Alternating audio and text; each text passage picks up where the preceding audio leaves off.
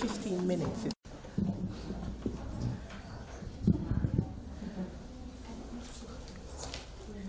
can take it in your hand. Okay. May I just check? Other speakers are here? So I think there are meant to be 4 of us for this session, isn't it? And so there are 2 of us here now. So in the interest of time, because it actually goes much quickly, we will be punctual and start. Sister, would you like to take the stage for the first 15 minutes? Or, yeah? I can follow you. Which would you prefer? I'll follow you. Okay, right. Okay. So, do you want to go more to the center, maybe? Or you can take it in your hand. I would prefer to take it in my hand, and I have more freedom to jump around and do whatever I want to do. So, testing. Is it working for you, sir? Is it loud enough? Is it loud enough? Too loud? Is it working? Okay. Eh? Nearer to my mouth. Hello.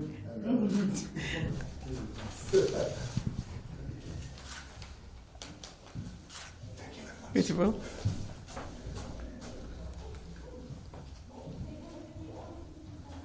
Done. Okay. My name is Neslyn, Nesly, and please come in. And I am here with you from the UK, and our session is Leadership within a Multicultural Society. I am delighted to share this platform with my other sisters. I will start from that position of leadership as creating the space for others to be their best and to do their best. And so, in so doing, for me, it's very much around having passion and be very clear about the purpose. Every woman in this room is a leader. You are a leader in the very fact that you're living and breathing. You're a leader because you're leading your life. We are all leading in one aspect or another.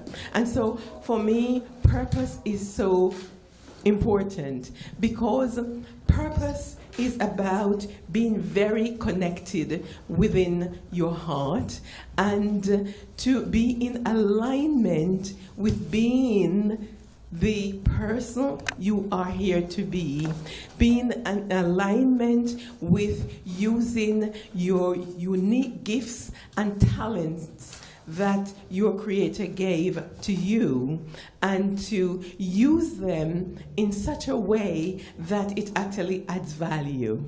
Each and every one, none of us here were created at random. None of us here were created in such a way that we are not part of this beautiful planet and the delight and the magnificence that we are here to be. So, is it okay if I just told you a little story?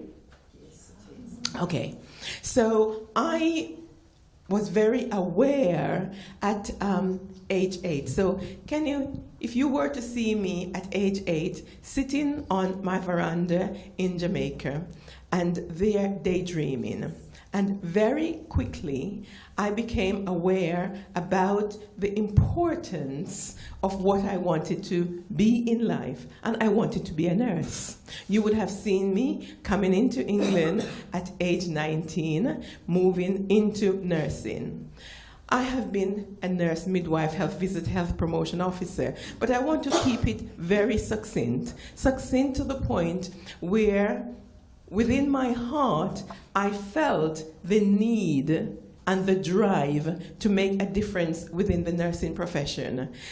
A need and a drive where at that time when I saw that the nursing profession in the UK, the education itself was not sensitive to the needs of a multicultural society. Now you would say, okay, I'm only a humble nurse, and I certainly was not in leadership positions, quote unquote, at the higher echelons at the time.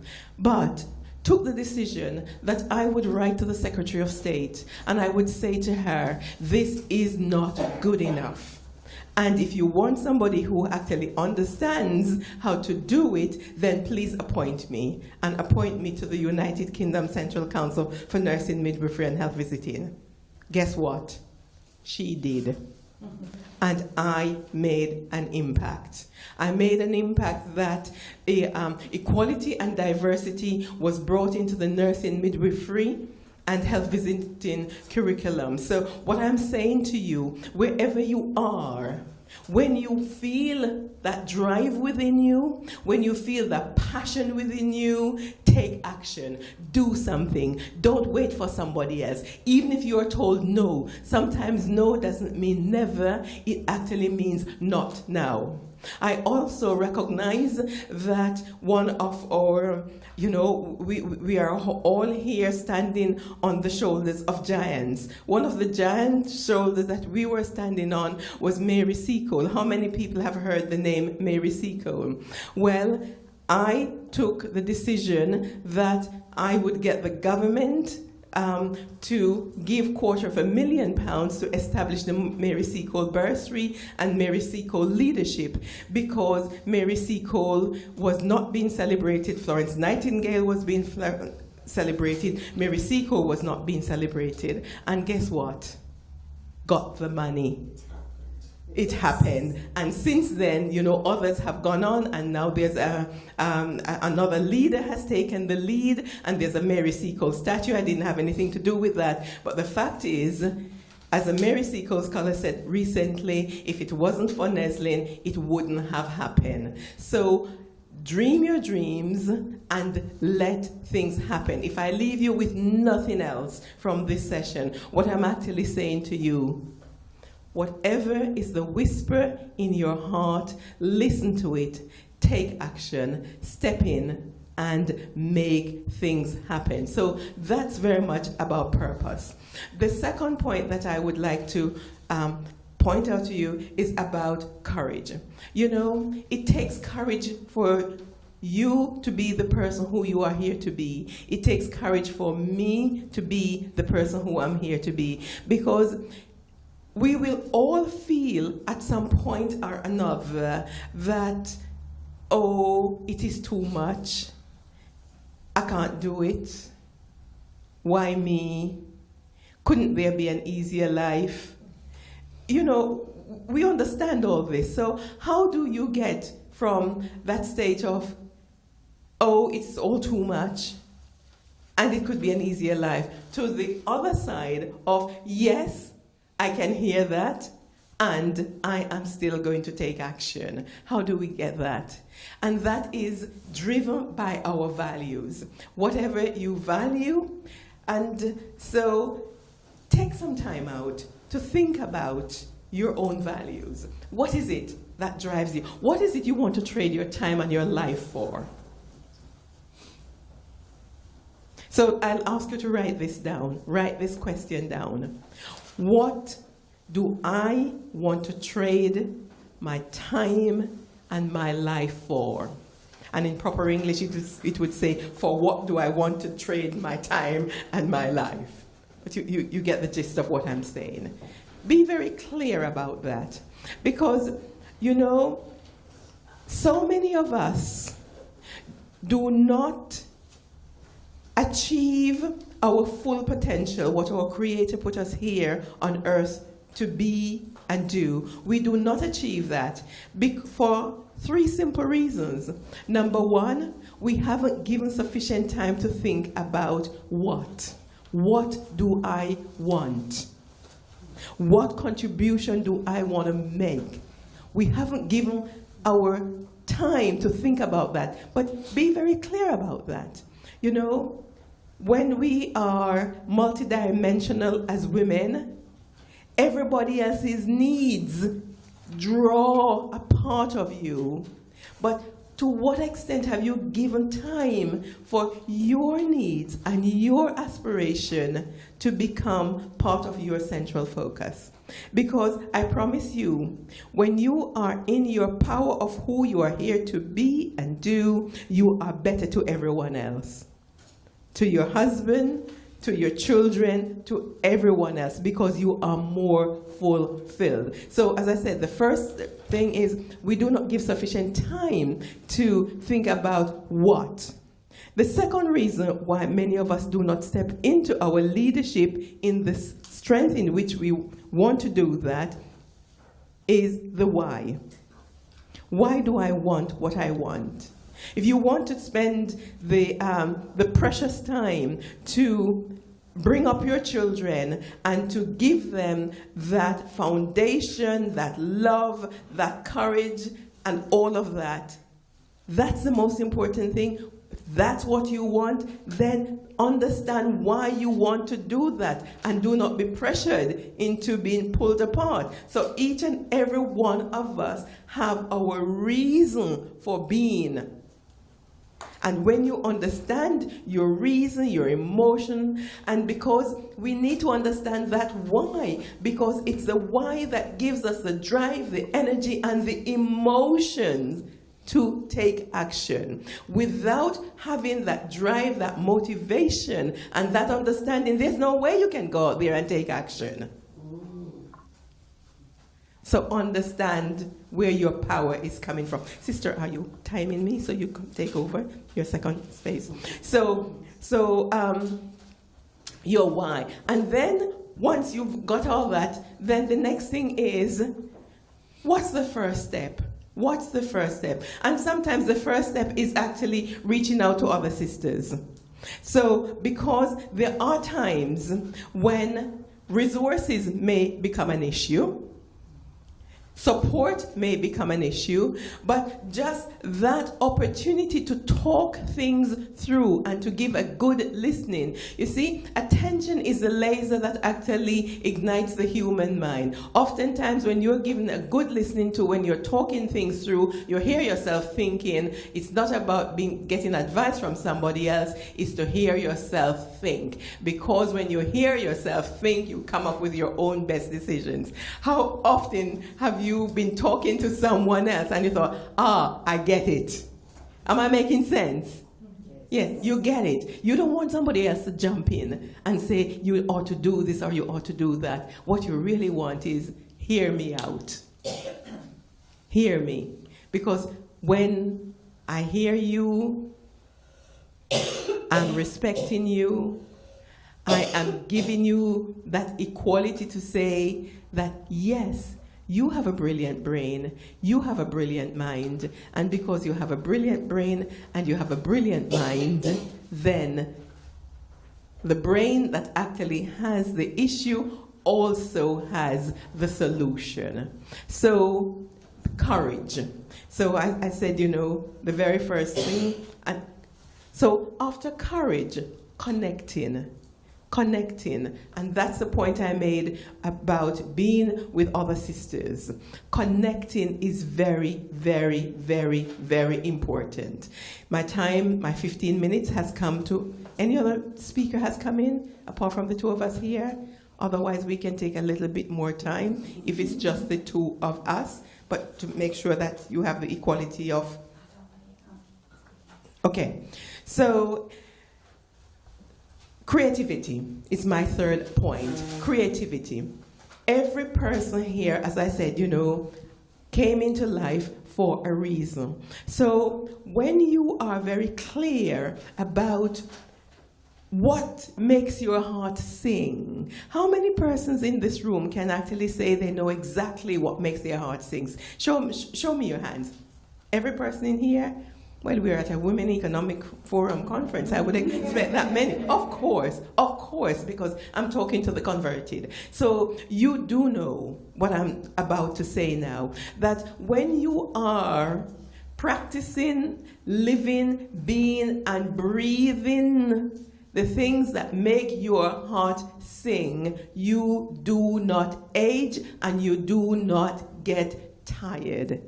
You don't get tired in the same way. I stand here before you as a beautiful 68-year-old. Very soon I will be 69 years old, and I have drive, I have energy, I can still dance, and because, I'm living the life I love, and I'm loving the life I live, and each day I'm getting clearer and clearer and clearer about what is it that gives me joy, what do I want to trade my time for, what are my values, and so living my values so, I am not waking up at 2 o'clock in the morning thinking about all those conflict resolutions, because, if it is not for me, because it doesn't resonate with my value, my decision is I am not going to take truck with it. I am not going to engage myself with it. I am letting my values and I am letting my dream drive my life rather than anything else. So I'd say, be very clear around your creativity and understanding what is it that actually gives you joy. And when you have that, then face the challenges, because there are times when there will be issues within your communities. There will be issues within family circumstances. There will be challenges, but one of the things, the best way of rising to the challenge is to accept that the challenge is there. And the challenge is actually there for a purpose. Sometimes the challenge is there to make you stronger. So please do not ignore your challenges, as I know you don't do. Get time to think. Create the time to think. Create the time to share. Create the time to say, at times, I need help. And sometimes it's actually saying, I need help to your nearest and dearest, because sometimes your nearest and dearest would want to pull you somewhere else. And sometimes you have to say, what are your needs? What are my needs? And let's have an understanding and come to that space where it serves us both and not a sacrifice. None of us are here to sacrifice for another. I can see heads bowing, and you have something to say? Yeah, I'm happy Share. to what you say. It's not about, share something, because I think I resonated there with you quite deeply, sister. What is it that came into your mind?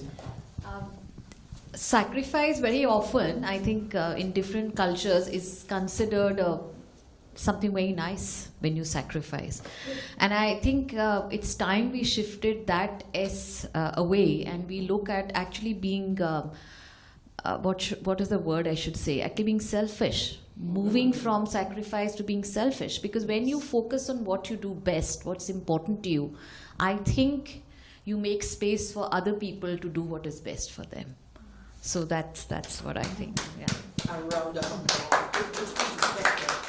I could see many heads nodding.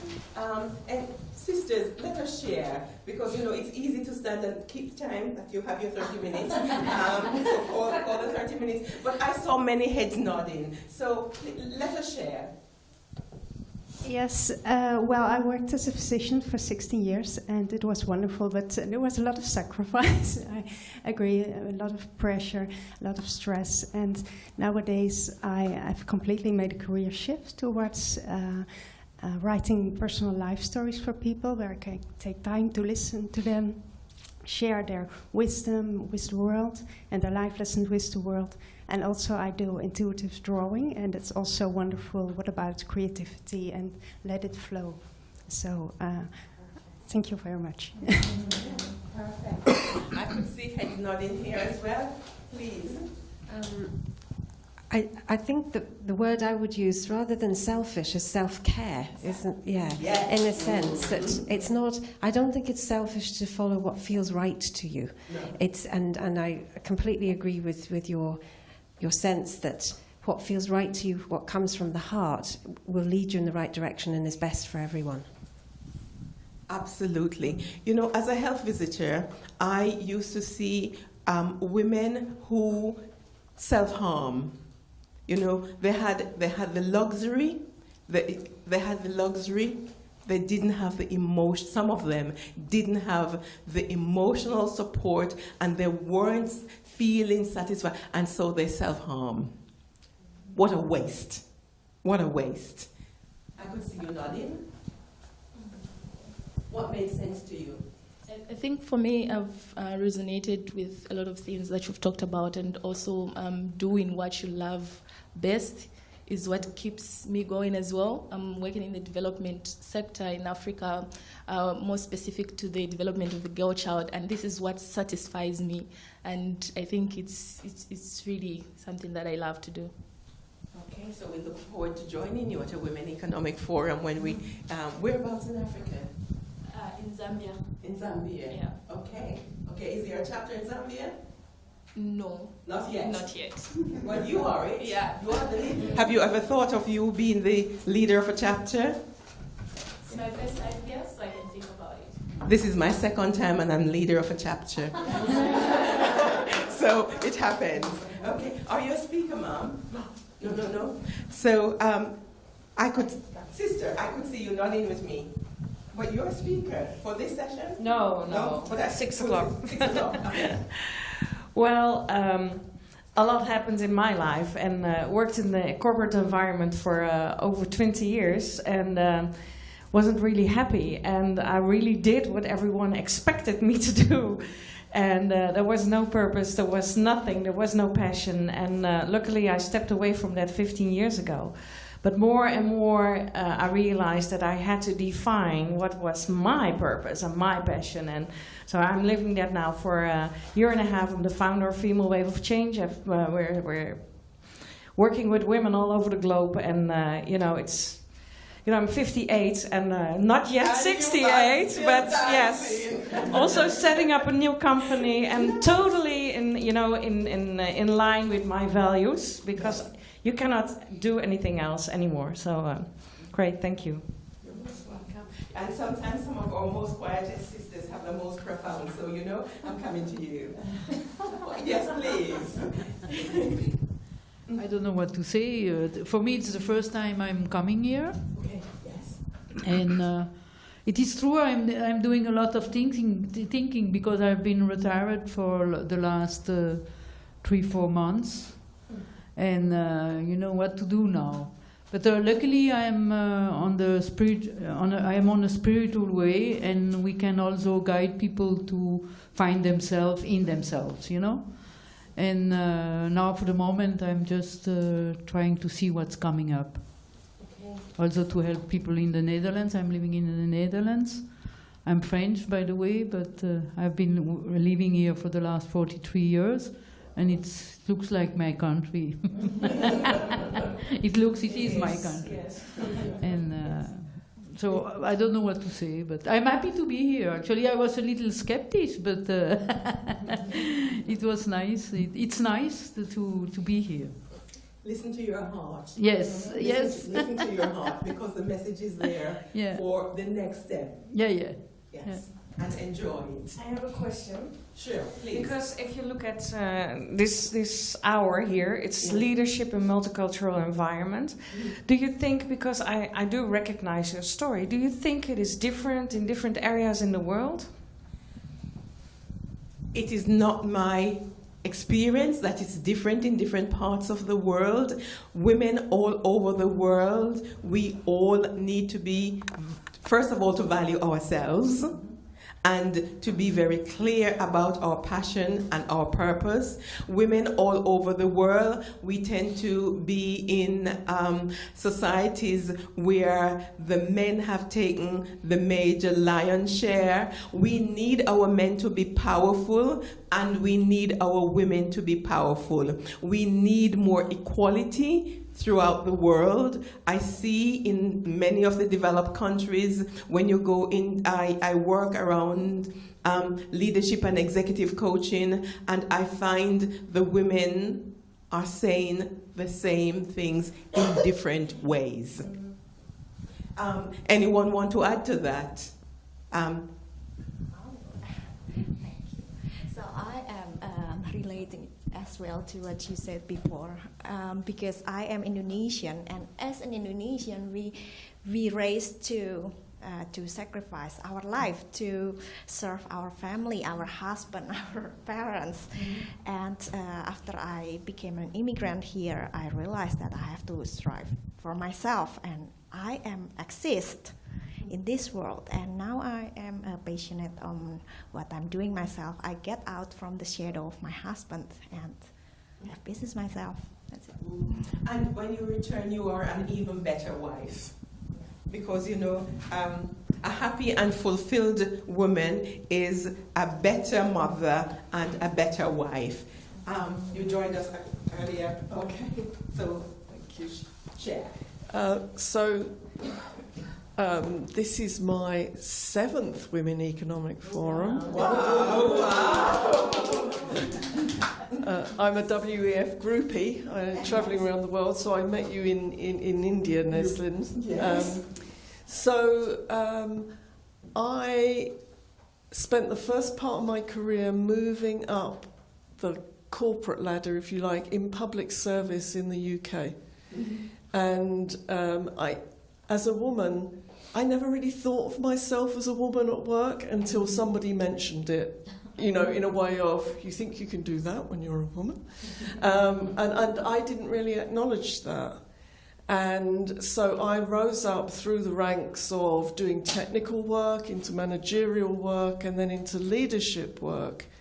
And I think you're right, we just need more people who will be prepared to lead rather than just manage people, you know, that you'll inspire and that you'll lead by example. People look to see what you will do. And if you are inclusive and you're inspiring to people, then they will follow that lead. And you don't even realise it when you're starting out, that other people look to you for that leadership. You know, that they're watching what you do and how you behave and how you treat people. And it's only when somebody turns around to you and says, I thought what you did in that moment was really inspiring, that you realise how important it is to be living what you're talking about. So I think, you know, to be women leading in multicultural society, we have to be authentic. We have to live what we're saying and make sure that we include when we're leading other people. So brilliant, Pat. Thank you. Meet up with you again. Yeah. And as you spoke about that authenticity, also remember the importance of resilience. Every one of us as women and as leaders need to be resilient. So let me give you just 2 tips to manage your resilience. Remember, recognize when you are reacting to stresses, when you feel stress. You need to know that. And self-care. You see, if you don't recognize when you are stressed and know how best to look after yourself, then everything else doesn't work. You have to know who you are in the sense of what works for you and what doesn't work for you. And to be authentic, as Pat opened up there, to be you. There is not another you. There is not another you on this planet. So you are just such a unique and radiant and magnificent being of light. You need to remember that. And when you remember that, just take time to breathe. And in terms of the spirituality, ask for guidance. Because whether you believe in God or not, when you ask for guidance, your higher self will take over. When you give that commitment for your higher self to speak through you and be that part of you, your higher self will always give you the direction. Ask and it shall be given. Seek and it shall be found. Seek and you will find. Your higher self is waiting for you to ask. Your higher self is in service of you. And I think that's where I want to leave it, to give my sister enough space. There's nothing worse than when one person grabs the mic and keep it for too long. We can always come back to even more questions. So with that, I just want to say what a privilege. It is such a privilege to be here. And I am going to be a WEF junkie as well. Because, you know, I think it's just so unique for us to come together and just be us, without all the PowerPoints and without all of that other making it.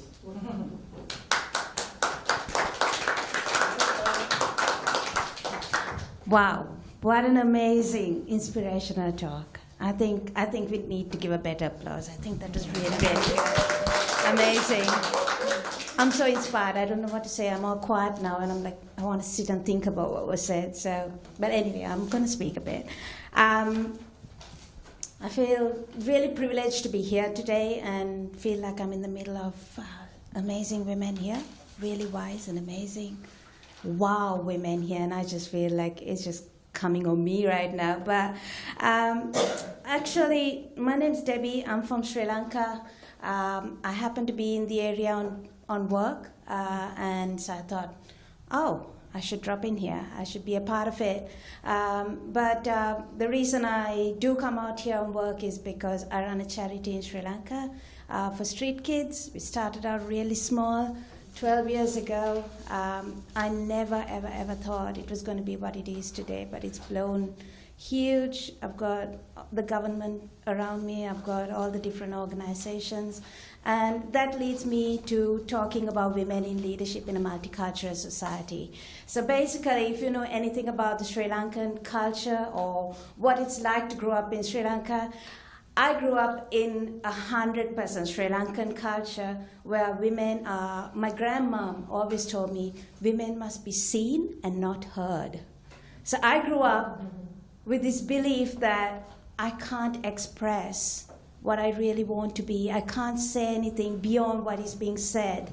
And I grew up thinking if I did disagree, it would probably be really, really bad.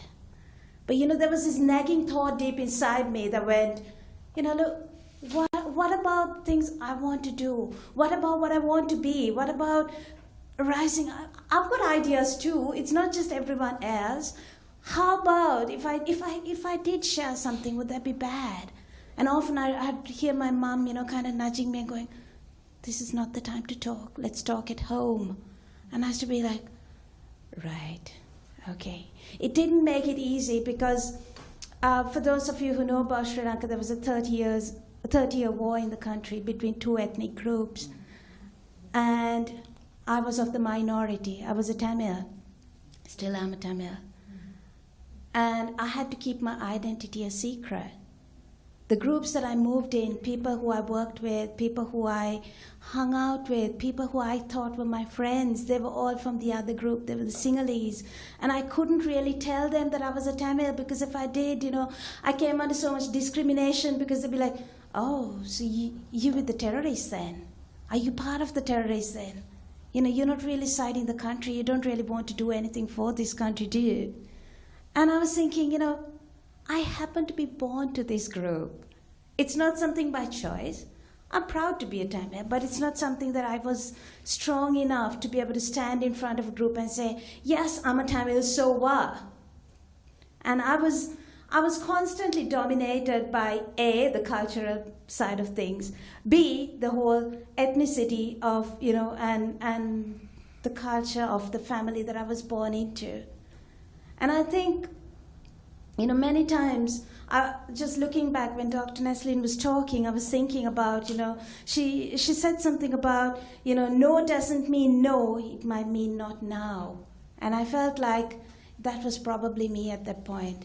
There were many no's in my life, and I thought, oh, where does this really lead you to?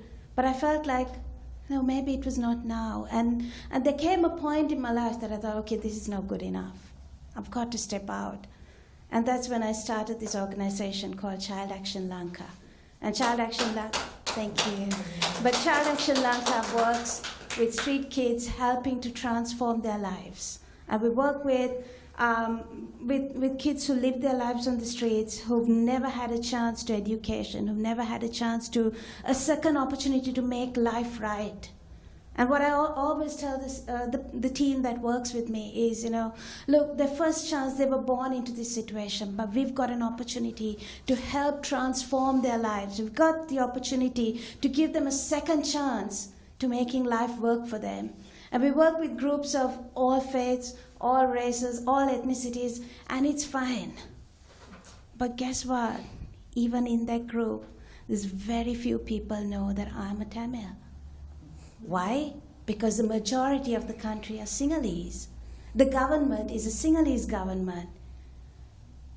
And often, it's really interesting because when I was born into the time of the war, and my parents, who spoke Tamil, decided they didn't want me to learn Tamil.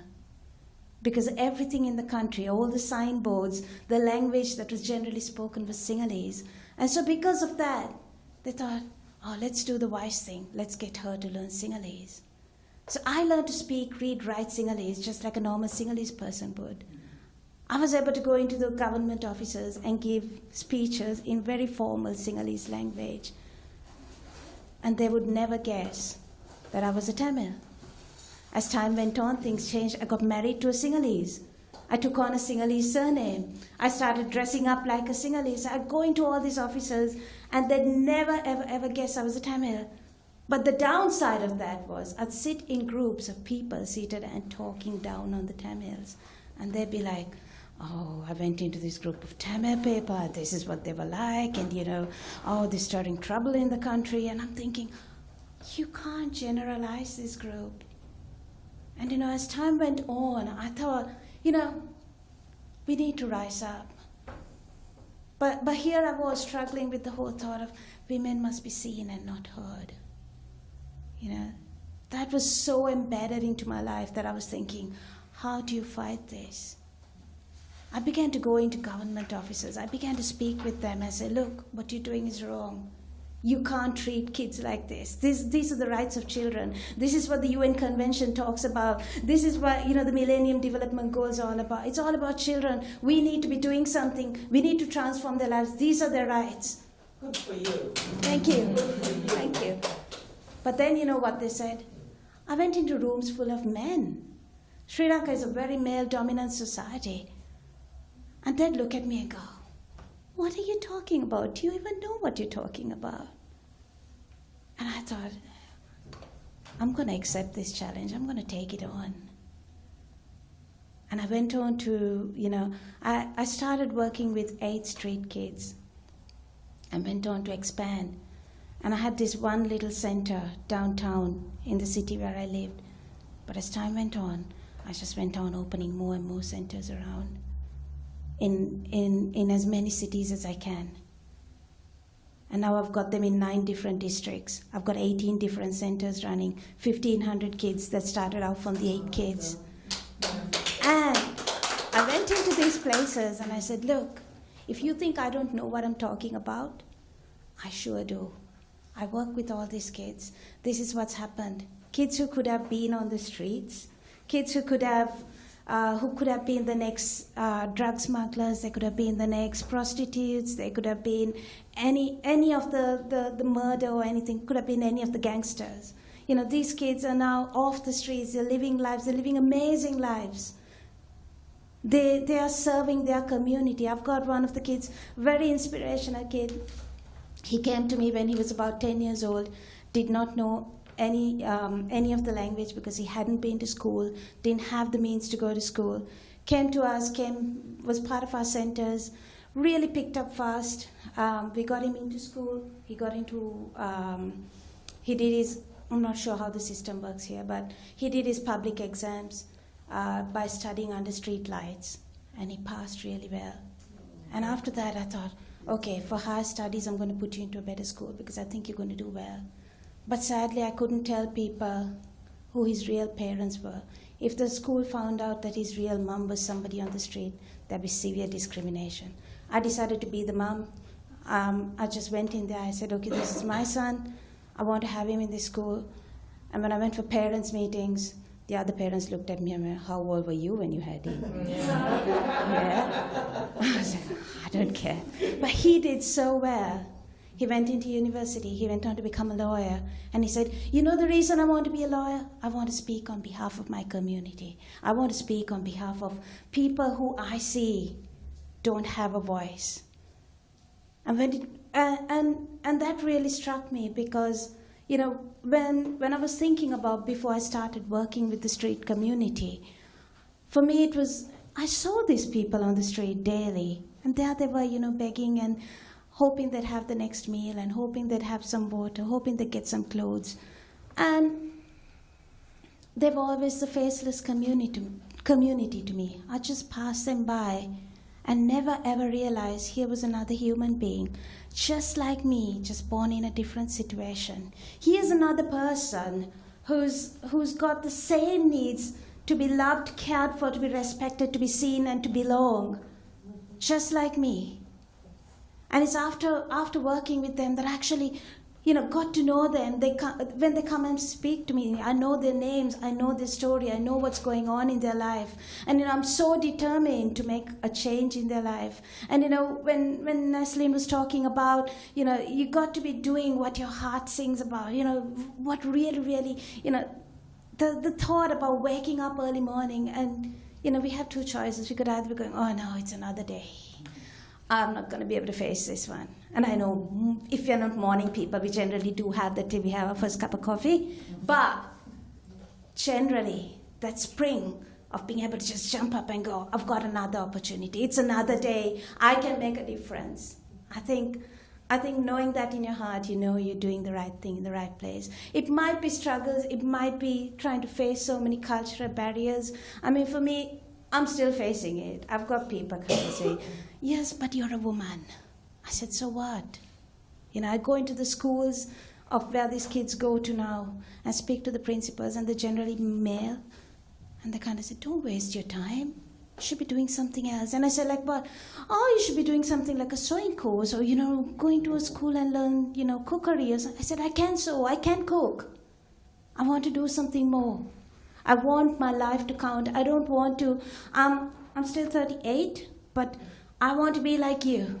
When I get to 68, I want to look back and go, I made my life count. I don't want to be just a woman for the sake of being a woman. I think we women, we can do so much more with our lives. There's often that saying that goes, the hand that rocks the cradle also rocks the world, right? And we've got the opportunity to inspire another generation. We've got the opportunity to strengthen, to be there for people, to fight against what's considered normal. And I would say I'm a classic example of fighting against what's considered normal in my culture. My culture says women can't do it. My culture says women can't be leaders. And I've been up there, and very often I go into meetings and I look around and I think, yeah, it's another one of those meetings. There's like the majority of them all men. There's like 99% men there. There's myself and another lady seated there. We're going like, right. But, hey, we made it to that point. We made it to the point where they've got to listen. We made it to the point we're talking sense in their ears. Because all they think is women don't make sense. And I think it's about the determination to pursue, to get to that point, not to just stick with, okay, this is what culture determines you to be. It's not about this is what you define to be. And I think our definition of who we are and what we do is basically defined by how far we want to extend it to be. And we can create that space. We can create where we want to go, what we want to be. And I think if any of you can share any stories that relate to, my kind of example, I'd love to hear them. I'd love to know what your thoughts on it are. Basically, because I feel like, we're in a room full of women who are empowered, who are out there doing things, so amazing women, strong women. And just knowing that there's still a whole group of women out there in the world who don't know this. Who don't really know where they stand as women, who don't really know what they are capable of. It's sad, and that's why I love WEF, because I feel like it gives that platform for women to just be who they are. So, over to you. If you have any questions, anything you want to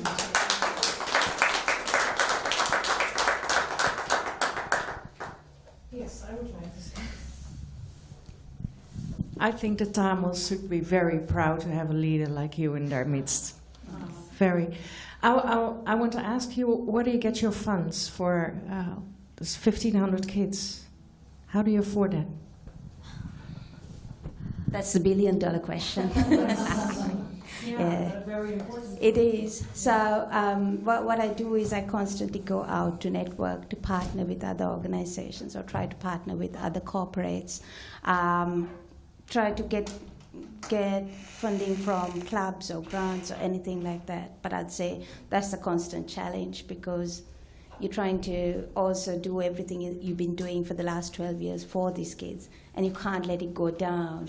There's always the call for, can we have more centers? The government's asking, can we do more? And I'm like, who's going to fund it? The government doesn't fund it. So it constantly depends on having to go out there and raise funding for it. Yeah. I think you need to stand innovation. I honestly do. To take action, and because for children who haven't got a voice, and for you to create that space, and I'm just thinking of that lawyer. I bow to you, ma'am.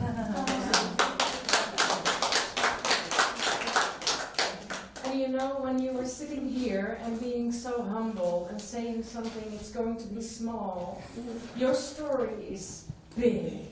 It's huge, and please share it more and more, because everyone needs to hear this. Thank you.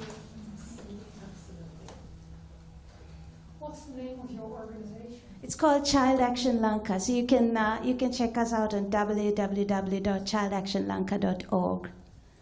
Yeah. Do you have visit cards? I do. I will give you some. Yeah. I must link you with another powerful woman in Sri Lanka. Oh. Selena, and she's developing Women Empowered, and I think you both need to speak. I'd love that. Yes, I'll Yeah. connect you. Oh, thank you. Thank you. Yeah.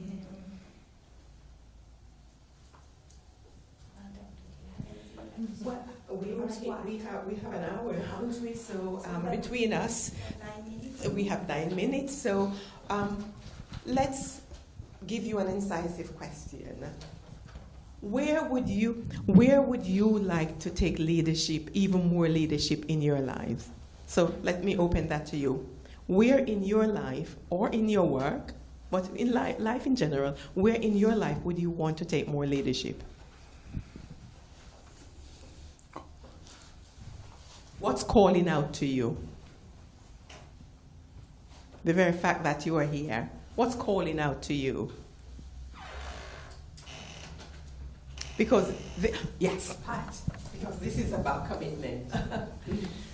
So my passion really is in getting older women to understand everything they have to offer. Because we live in a very youth-dominated culture where to look young and to be young and to keep trying to look young is so valued. But older women, I think we get to an age, I would like to think it's around 50, where we start to think, the first half of my life I've done that, and now I'm feeling called to do something bigger. Perhaps it's a big thing to raise your children and to have your family and set up your home.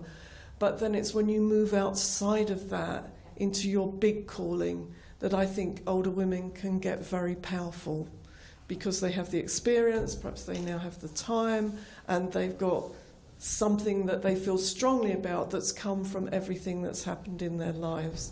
And that's where I feel called at the moment, which is why I travel the world and go to WEFs to say, well, I'm not as young as I was, but I'm still going to get out there and talk about this and get as many women as possible involved in inspiring younger women, or just putting their time and their effort into something much bigger than themselves. Brilliant. So what are you doing about it? Well, it's why I go and speak. Also, I feel strongly about enabling women to become entrepreneurs. It's not open to everybody.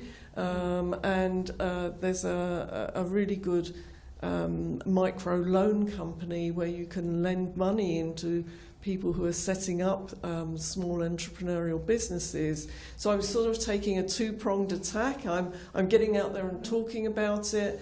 I'm helping other women to find their purpose and to take action on it. And then the other part of it is putting some of the money back into helping other women to become entrepreneurs so they can support themselves and be independent. Brilliant. I'd love to have coffee with you and see how we can support each other. Definitely, and I'll be coming to Birmingham. Wonderful, wonderful. You're just photo. You have a voice. You turn get it up. this way. You carry on. What do you want to say about it? One thing I'd like to say, turn it the other way. Yes. One thing I'd like to say is that as women and as a minority ethnic women, and really there's no minority ethnic anything because we are all humans and we're all the species of Adam. So what I'd like every Adam here to do is to say to the next person their name, because we cannot come into a room like this to talk about being in a place as women and Women's Economic Forum, and then we don't know each other. We shouldn't leave this room without knowing each other, because it is in the very essence of knowing each other that we make a difference.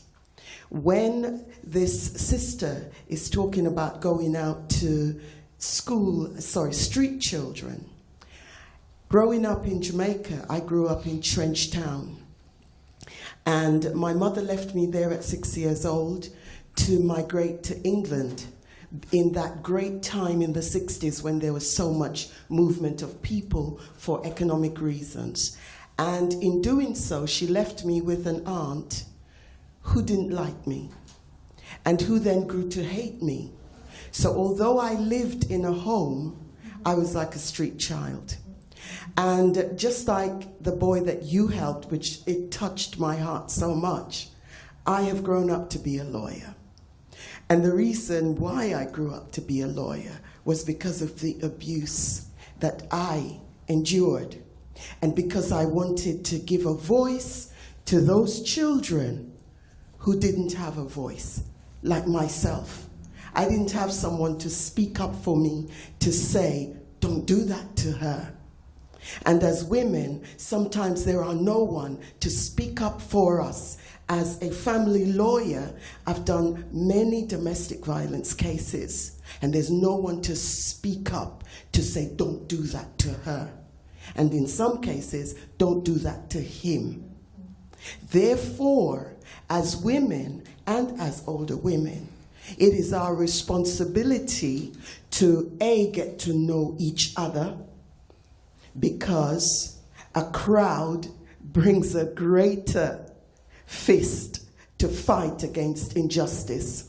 And we can only do that by breaking down the barriers between each other as women, and remembering that when we are out there and we feel as if we don't know what to say, or there is somebody in a higher power saying, oh, you're a woman. My response is, women teach men to speak. Because we are the ones who birth them and feed them and teach them to speak initially. Therefore, that responsibility as women can never be silenced unless we allow it to be silenced. So let us get to know each other here, because when we go out there, we will know and remember Dr. Neslin. We will remember this lovely sister. We will remember everyone here and say that I have Dr. Neslin behind me. I'm sorry, what is your name, sister? Deborah behind me. And never let it be again that your racial identity, whoever you are, is silenced in any way. In order to be who we are, we have to be who we fully are. So may I ask in closing that we all stand, hug each other, find each other's name, and not leave this room without knowing who we are here. Let's start to make that difference with each other. So my name is Althea Grant. I am a lawyer, a family lawyer, and as you say, over 50, we want to do a little bit more. I wanted to go from one to many, or one to a judge, one to one, to one to a judge, to one to many, and therefore I became an international speaker. And if there's anything I can do to help any one of the sisters here, in order to make that leap, to become a speaker, I'm ready. And I'm here. Happy International Women's Day.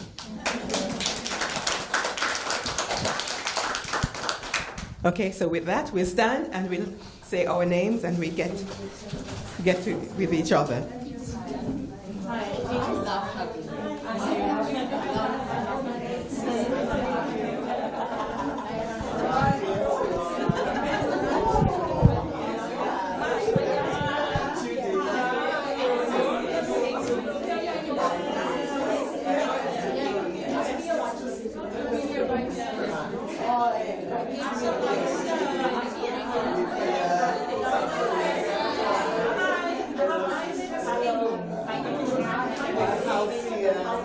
Yes.